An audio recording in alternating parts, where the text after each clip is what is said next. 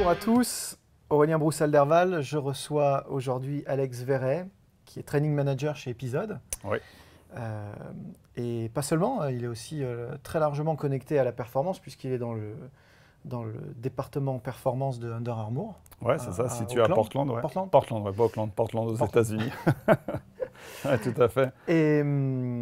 Et accessoirement aussi, c'est une référence mondiale dans le TRX, puisque ça fait des années que tu fais de la formation et du coaching. Un peu plus de 10 ans que je suis proche de TRX International et aussi de TRX France.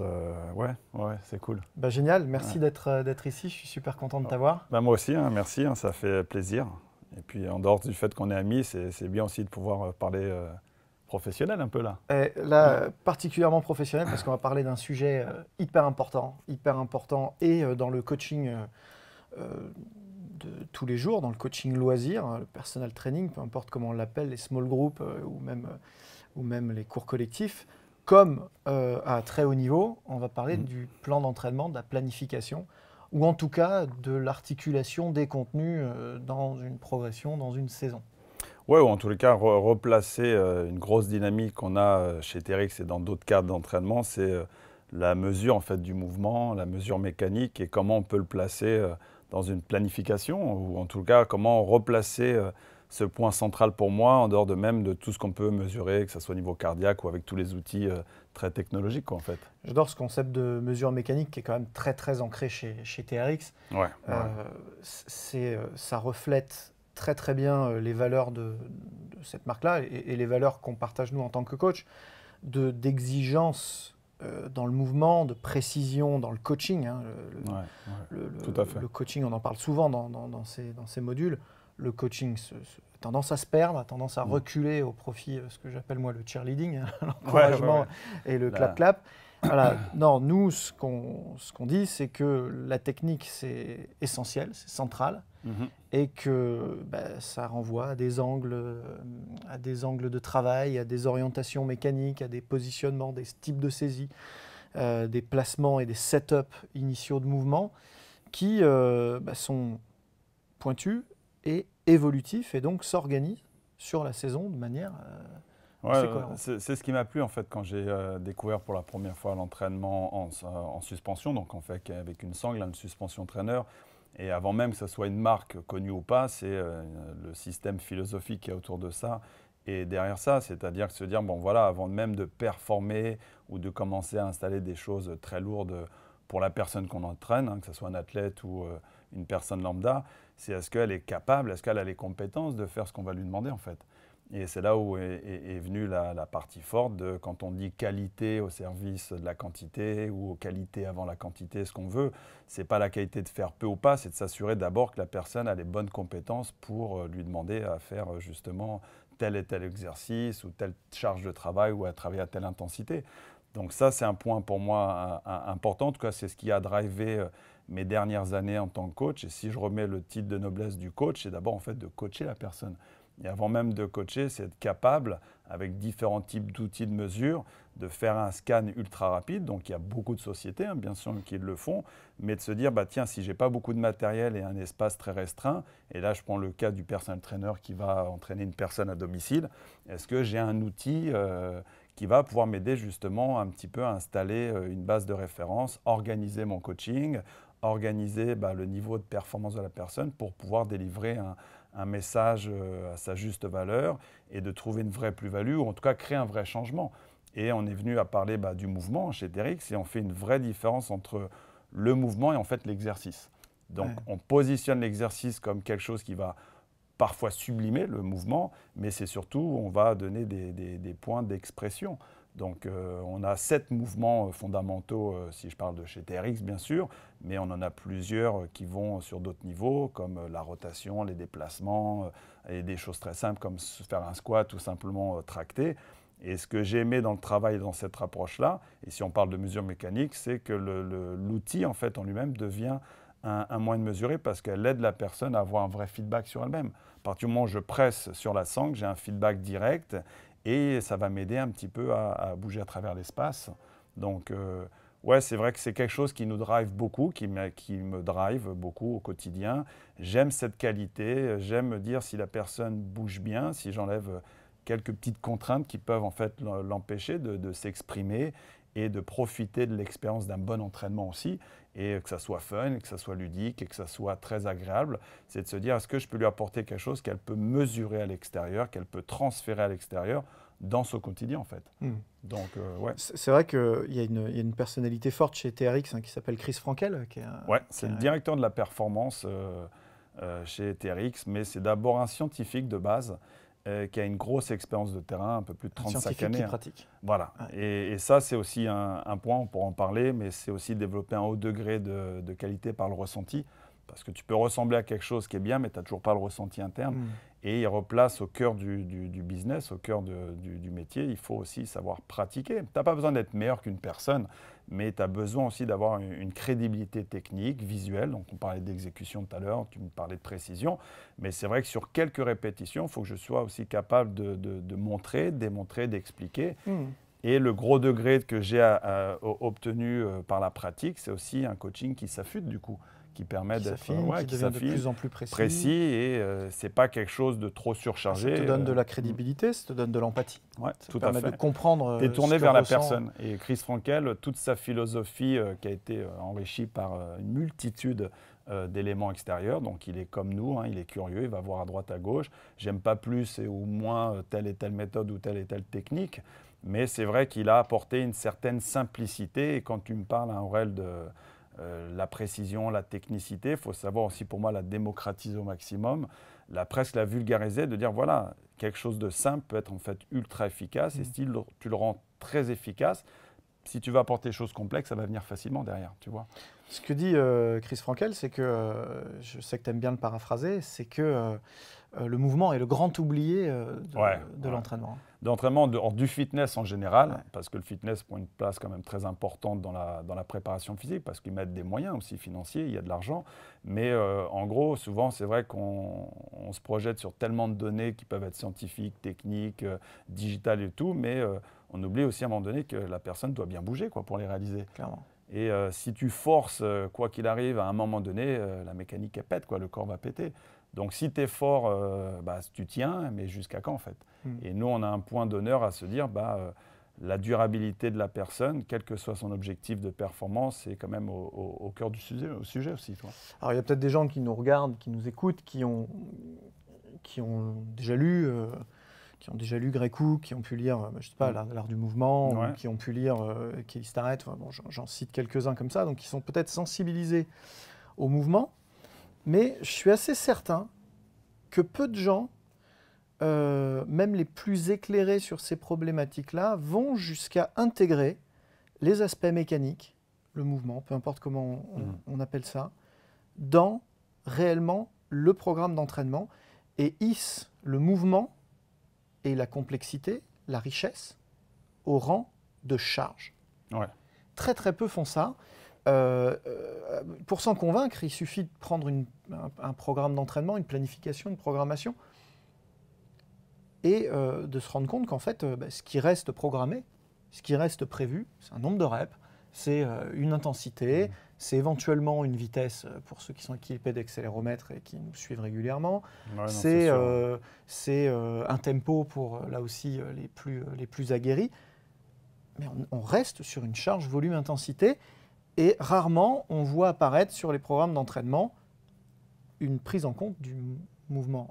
Non, mais c'est sûr. Et ça, je l'ai vu dès le départ de ma carrière et même dans les études que tu peux faire, tu es vite confronté à ça. Il va falloir créer quelque chose et proposer un certain volume, une certaine masse, une certaine application à faire.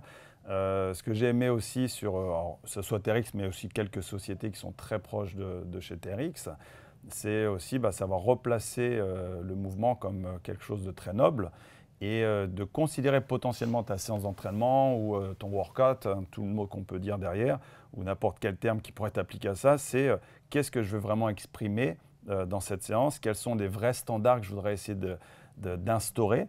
Et à partir de ces standards, est-ce que je peux aller explorer d'autres choses?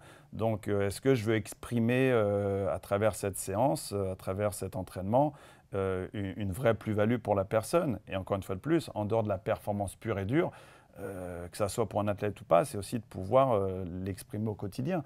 Donc, on a tendance à dire chez TRX ou dans quelques sociétés que je connais bien, de considérer en fait déjà l'entraînement comme un practice en fait, et pas simplement tiens, j'ai fait tant de reps, je tic dans la case, tiens, je devrais avoir tel pourcentage, c'est tické ou tel tempo.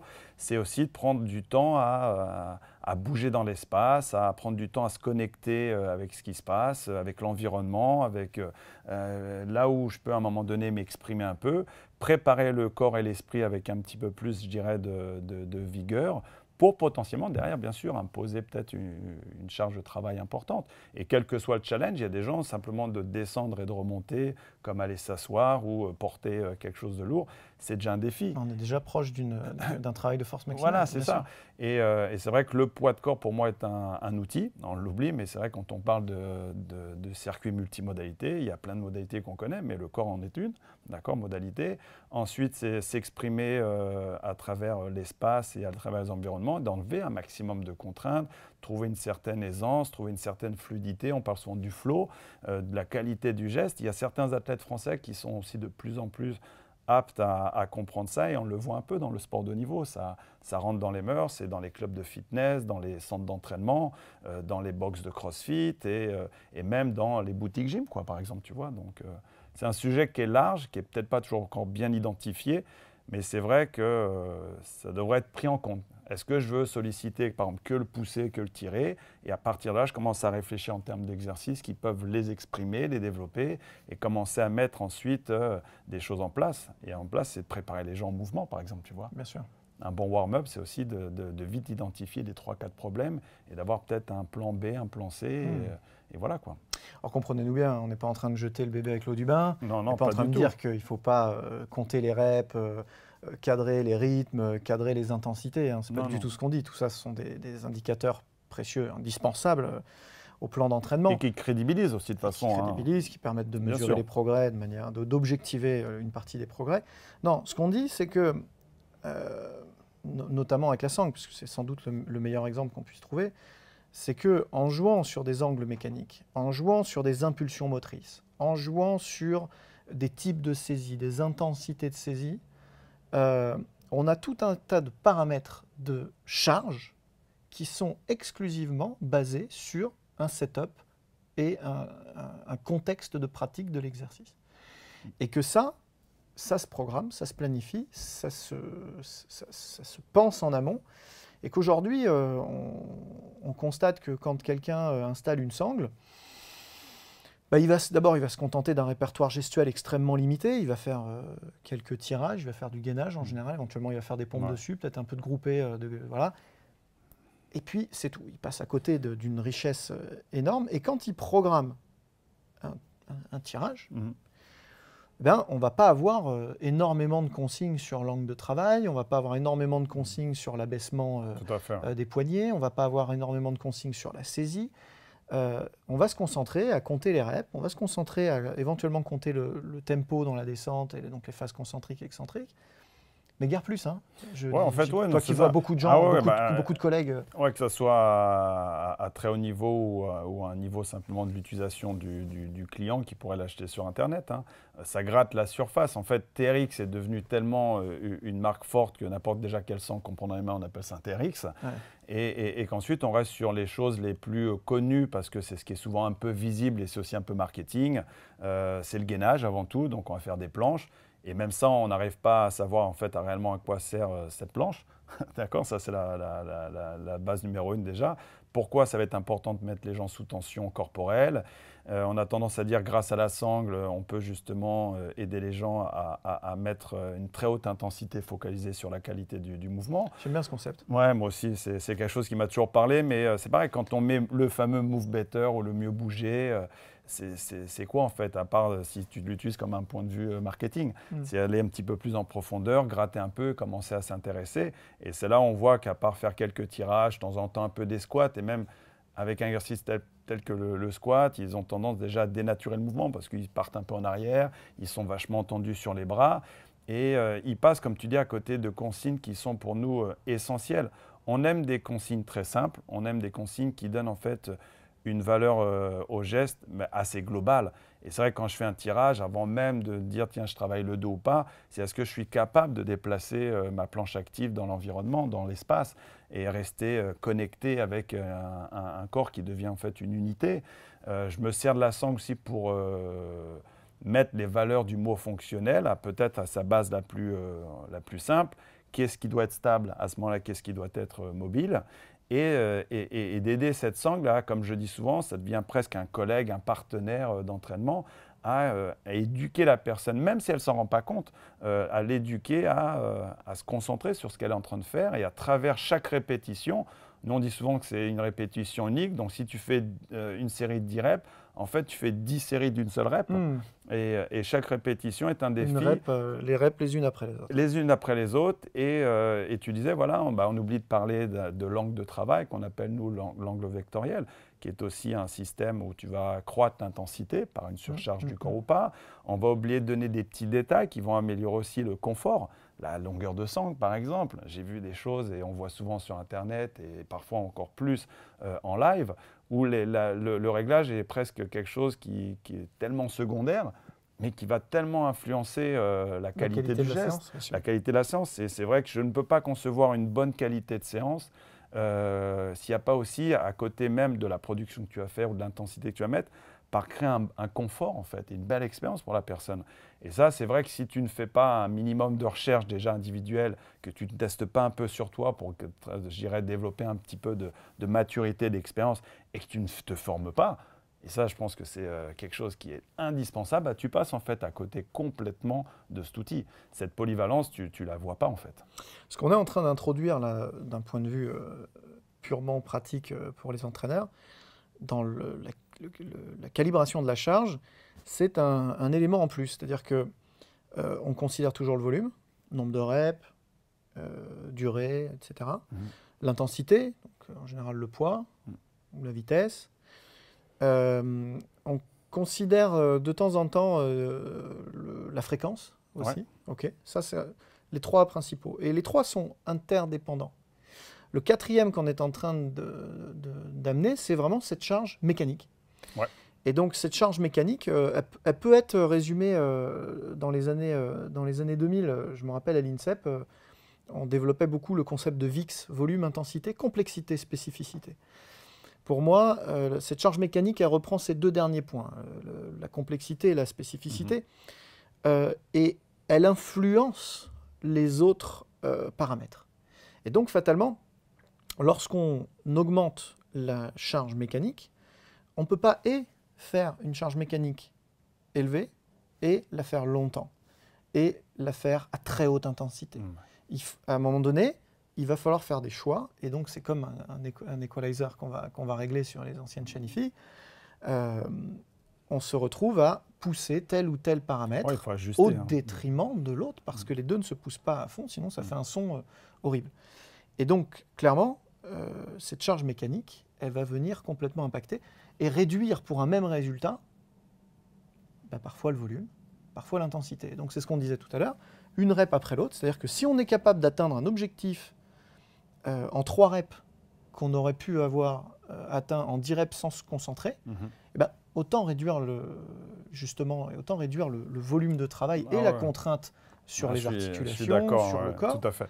Je ne suis pas un expert de la visualisation, par exemple, mais c'est vrai que j'ai eu l'occasion de lire quelques articles sur certains de nos sportifs là, qui font quand même des très gros résultats, et peut-être, je pense, Kevin Mayer doit être parmi ceux-là, ou sur un des articles ou une émission que j'avais vue où justement il était capable d'énormément visualiser des choses en termes de gestuels et de pouvoir produire quelque chose de tellement qualitatif sur du très court terme, de rentabiliser en fait chaque séance qu'il est en train de faire et de pouvoir se concentrer sur justement presque le geste parfait.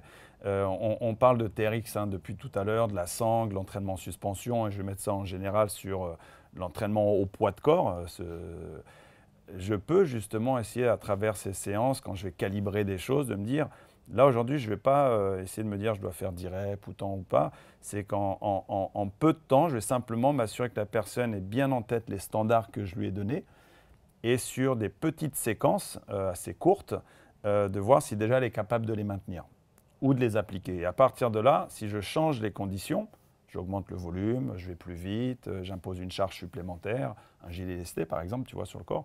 Est-ce qu'en complexifiant ce travail-là, donc en changeant les conditions, est-ce qu'elle est capable de maintenir ces standards? Et c'est vrai qu'on s'est positionné chez TRX un petit peu en amont pour deux choses. La première, pas de se dire qu'on va les croquer trop dans la part du spécifique, même tu peux utiliser cet outil comme un outil spécifique par rapport à ta préparation physique. C'est de se dire, voilà, on ne va pas se donner trop de données, on ne va pas s'imposer trop de choses, mais simplement travailler sur l'instant T et de voir si la personne est capable de produire ce qu'on lui demande sur peut-être un petit volume ça peut être 10, 15, 20 secondes parfois, et on séquence énormément. C'est un peu comme si je voulais faire 100 répétitions. Pourquoi je ne ferais pas 20 x 5 en fait? Et il y a un autre système que j'aime beaucoup, donné par Chris Frankel ou quelques personnes proches de nous. C'est aussi d'essayer à travers, malgré tout, toute cette grande intensité qui est un petit peu le cheval en ce moment du monde du fitness, est-ce que je suis capable de trouver en fait de la fraîcheur à travers ça pour que la personne reste connectée à ce qu'elle est en train de produire, reste connectée à ce qu'elle est en train de fournir et qu'elle en tire aussi beaucoup, beaucoup de bénéfices. Parce qu'un coaching simple bien appliqué, bien appliqué, c'est aussi un moyen de créer la différence, de créer quelque chose sur lequel la personne va pouvoir à un moment donné prendre le temps de s'y poser et de s'entraîner dessus. Mais si en même temps elle grandit personnellement, bah, elle en tire un maximum de bénéfices. Et parfois, bah, si tu mets trop de trucs à faire, bah, elles sont complètement déconnectées et elles le font presque par instinct en fait. Presque de survie, tu vois. Tiens, il faut que je continue à en faire, reste encore 20 secondes, il faut que j'y aille.